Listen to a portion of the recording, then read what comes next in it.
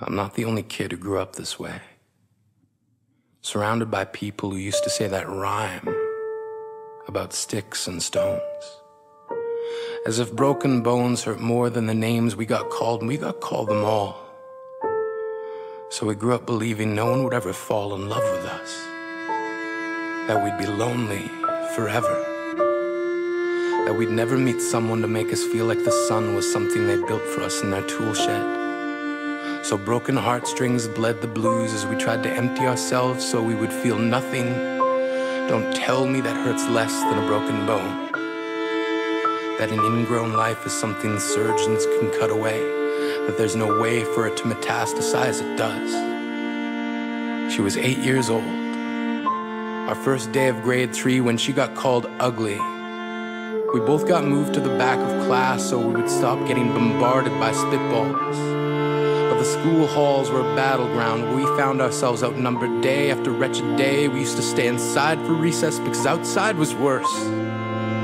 Outside we'd have to rehearse running away or learn to stay still like statues, giving no clues that we were there in grade 5. They taped a sign to the front of her desk that read, "Beware of dog." To this day, despite a loving husband, she doesn't think she's beautiful because of a birthmark that takes up a little less than half her face. Kids used to say she looks like a wrong answer that someone tried to erase but couldn't quite get the job done. And they'll never understand that she's raising 2 kids whose definition of beauty begins with the word mom. Because they see her heart before they see her skin. Because she's only ever always been amazing. He was a broken branch grafted onto a different family tree. Adopted. Not because his parents opted for a different destiny. He was 3 when it became a mixed drink of 1 part left alone and 2 parts tragedy. Started therapy in 8th grade. Had a personality made up of tests and pills. Lived like the uphills were mountains and the downhills were cliffs. 4/5 suicidal, a tidal wave of antidepressants and an adolescence being called pauper. 1 part because of the pills, 99 parts because of the cruelty. He tried to kill himself in grade 10 when a kid who could still go home to mom and dad had the audacity to tell him, "Get over it."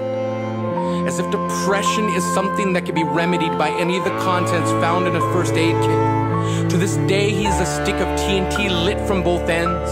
Could describe to in detail the way the sky bends in the moments before it's about to fall.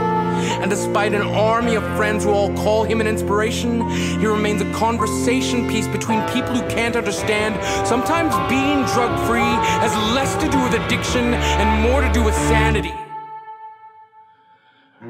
We weren't the only kids who grew up this way. To this day, kids are still being called names. The classics were "Hey Stupid," "Hey Spaz." Seems like every school has an arsenal of names getting updated every year. And if a kid breaks in a school and no one around chooses to hear, do they make a sound? Or they're just background noise from a soundtrack stuck on repeat when people say things like kids can be cruel?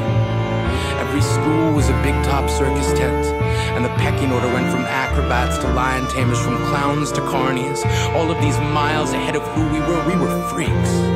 Lobster claw boys and bearded ladies. Oddities juggling depression and loneliness, playing solitaire, spin the bottle, trying to kiss the wounded parts of ourselves and heal.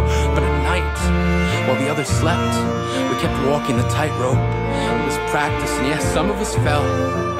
But I want to tell them that all of this is just debris left over when we finally decide to smash all the things we thought we used to be. And if you can't see anything beautiful about yourself, get a better mirror. Look a little closer. Stare a little longer. Because there's something inside you that made you keep trying despite everyone who told you to quit. You built a cast around your broken heart and signed it yourself. You signed it. They were wrong. Because maybe you didn't belong to a group or a clique. Maybe they decided to pick you last for basketball or everything. Maybe you used to bring bruises and broken teeth to show and tell but never told. Because how can you hold your ground if everyone around you wants to bury you beneath it?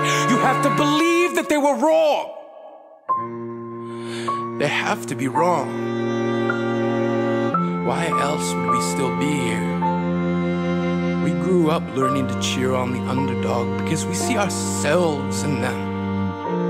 We step stem from a root planted in the belief that we are not what we were called.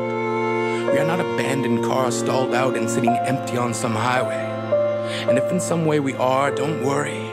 We only got out to walk and get gas. We are graduating members from the class of we made it.